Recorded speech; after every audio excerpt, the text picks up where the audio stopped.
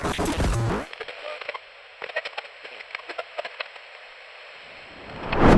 Last of Us is my favourite game of last generation.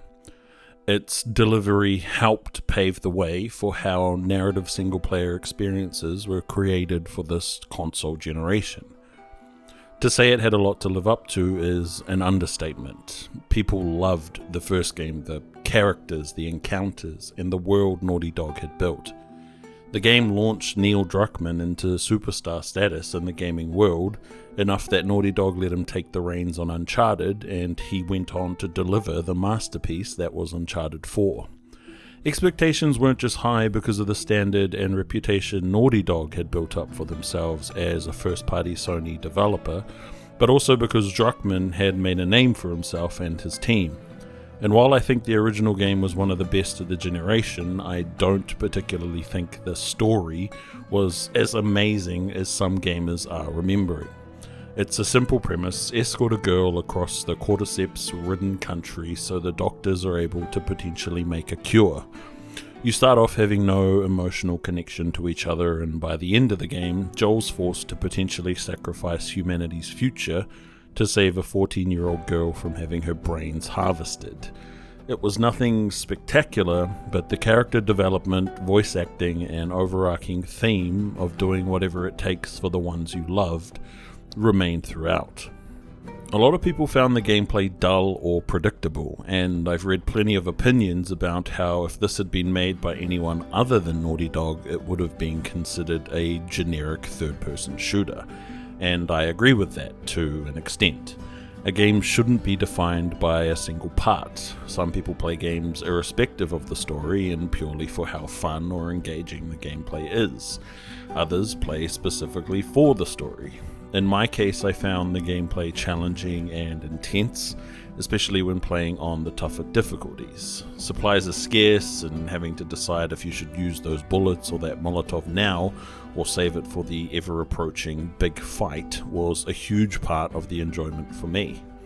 And by the end of the journey, you've experienced all sorts of emotions and have witnessed the connection between the two characters form. It ended brilliantly and left most people not needing a sequel, or at least not a sequel about Joel and Ellie. I was part of this group, and I felt like they had told what they needed to, and I was happy leaving it as it was. But that's not to say when the sequel was announced I wasn't excited. Showing an older, more grizzled Ellie in the reveal trailer, visibly shaken by her experiences, piqued my interest, and the final line gave me as much information as I needed to be on board. I'm gonna find, and I'm gonna kill every last one of them.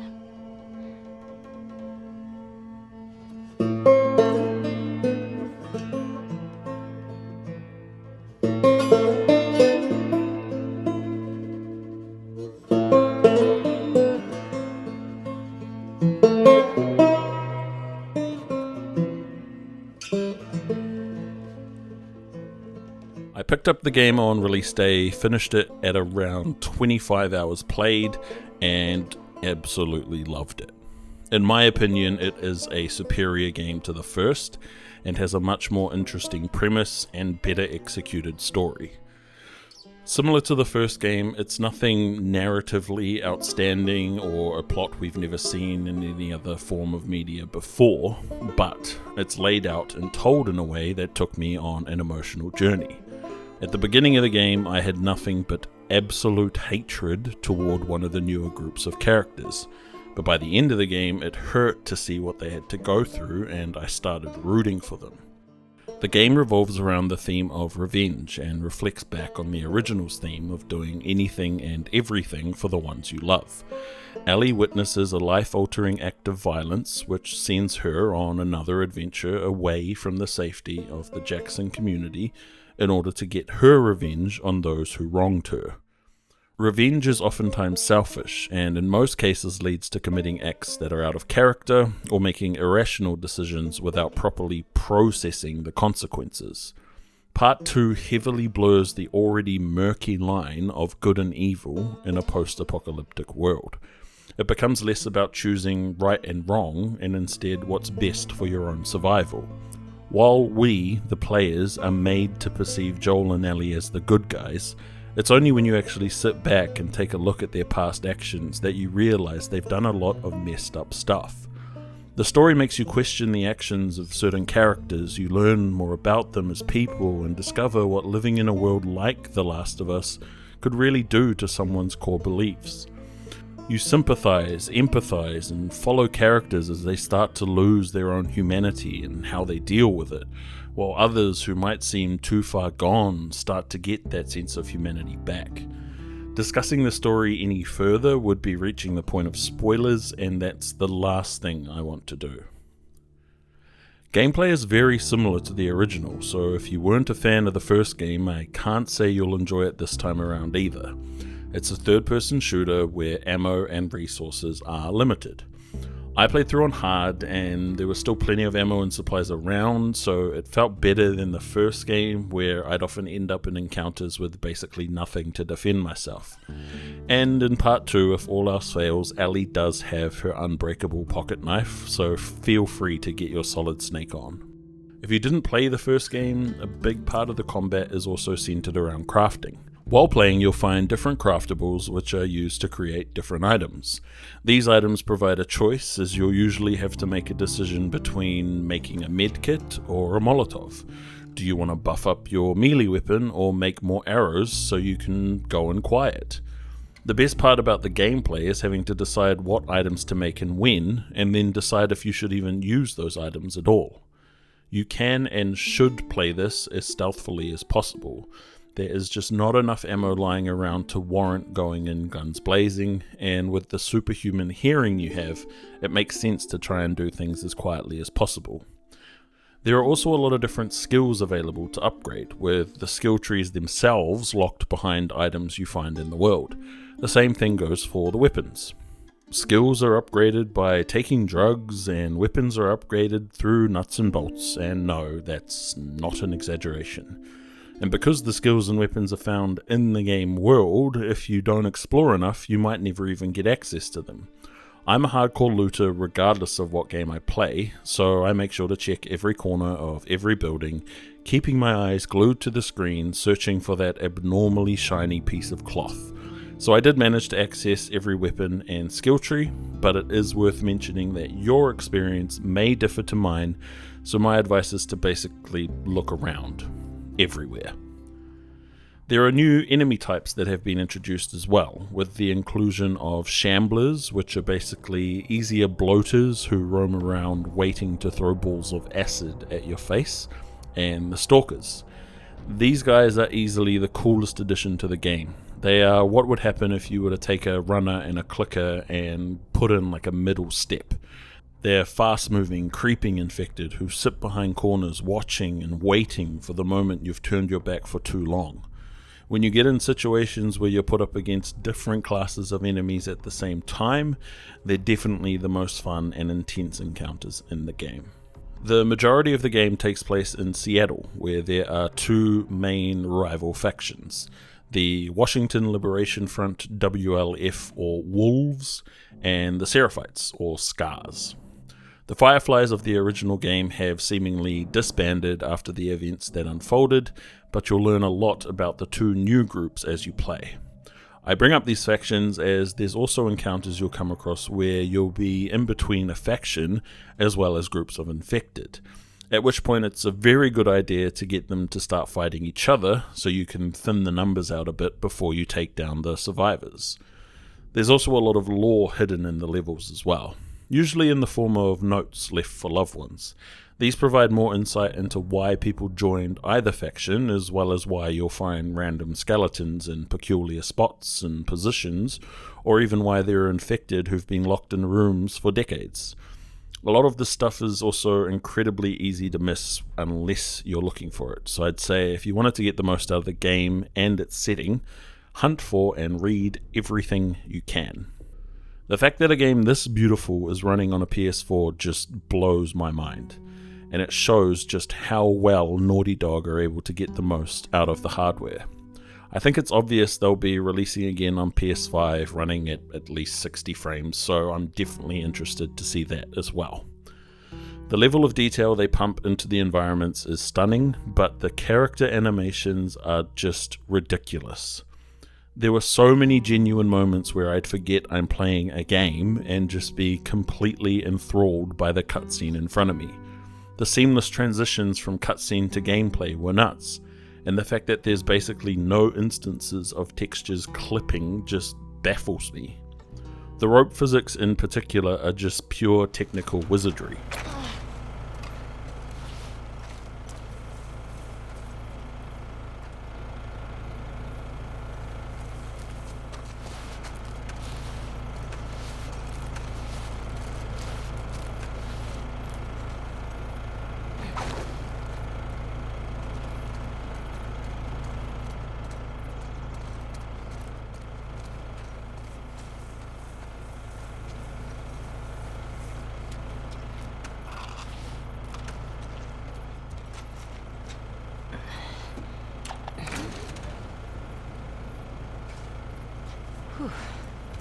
Okay.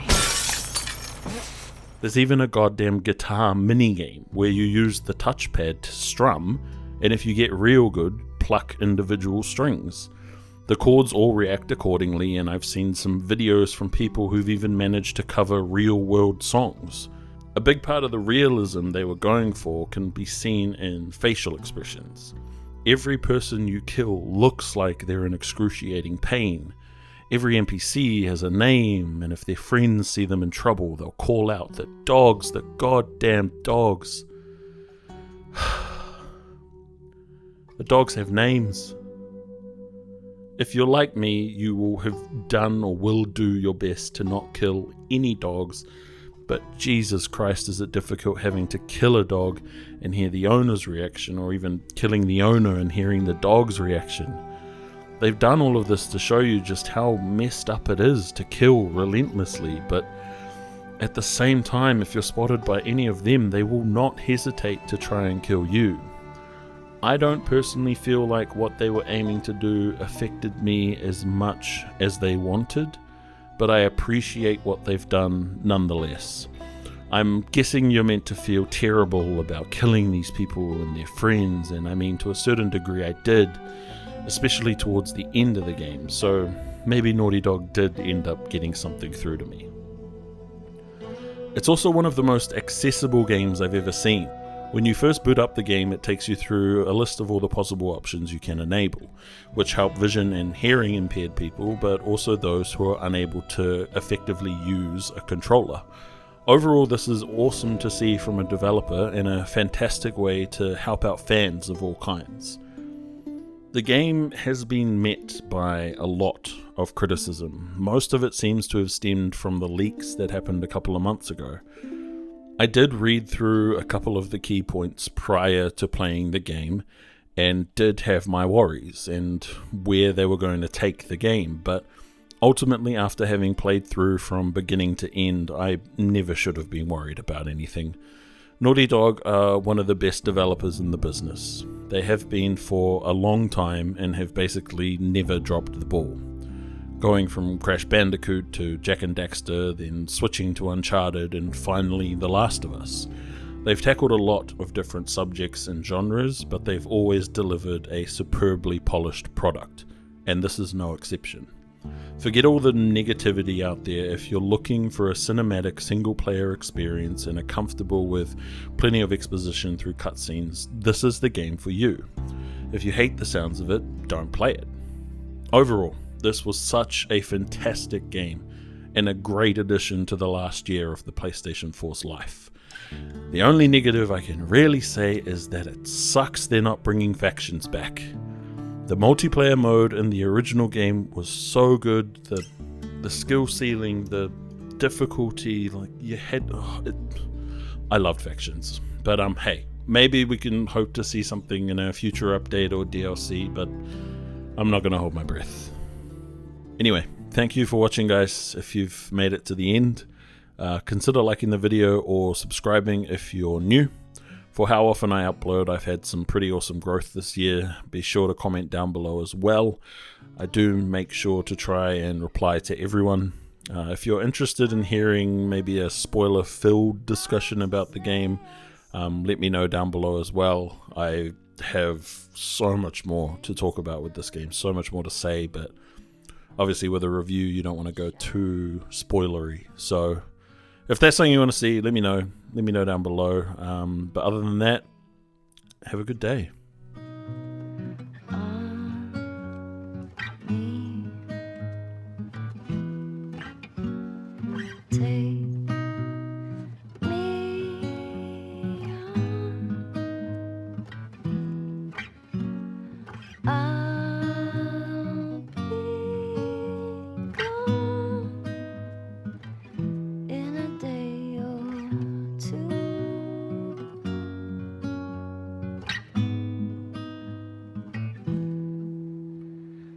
Needless to say, I'm odds and ends, but I'll be stumbling away, slowly learning.